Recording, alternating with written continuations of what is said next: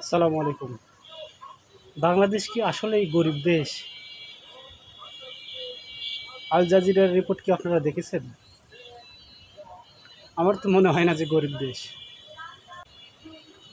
কুমিরের চামড়া, হরিণের চামড়া এগুলো দিয়ে জুতা কিংবা কোট তৈরিকৃত পোশাক কিনা এইটা ব্যাপার না, এটা আমি ব্যাপার মনে করি না। বাংলাদেশের অনেক মানুষ আছে, তারা অনেক দামি দামি পোশাক কিনে থাকে, বাংলাদেশে অনেক দামি আছে। এইটাকে আমি বেশি কিছু মনে করি না। কিন্তু আমি যেইটা বেশি মনে করি সেইটা হচ্ছে বাংলাদেশের সম্পদ অন্য দেশে পার করে সেই দেশে ব্যবসা করা। এইটা একটু খুব সমস্যা।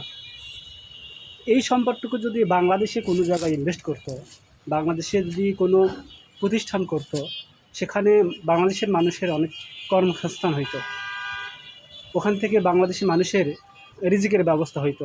কিন্তু সেইটা না করে তিনি যেটা করেছেন সেটা হচ্ছে বাংলাদেশের টাকা, বাংলাদেশের জনগণের টাকা পাচার করে অন্য দেশে মানুষের কর্মসংস্থান করেছেন।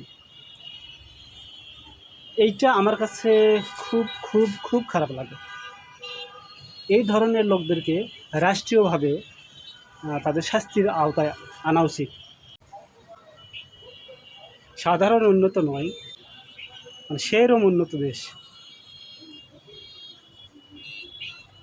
বাংলাদেশের মানুষেরা অসহায় জীবনযাপন করছে।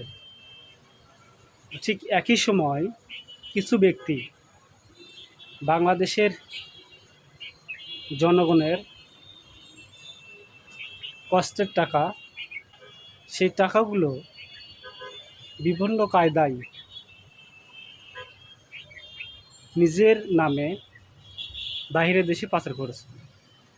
আসলে আমরা কি ভবিষ্যতে সুন্দর একটি দেশ দেখতে পারবো?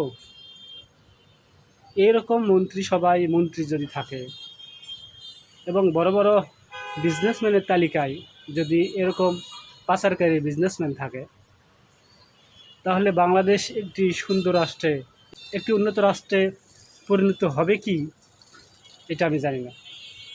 তো আপনাদের আশেপাশে যদি দুর্নীতিবাজ থাকে তাহলে আপনারা সাবধানে থাকুন, কারণ যেখানে দুর্নীতিবাজ থাকে সেখানে ভালো থাকাটা অনেক কষ্টের।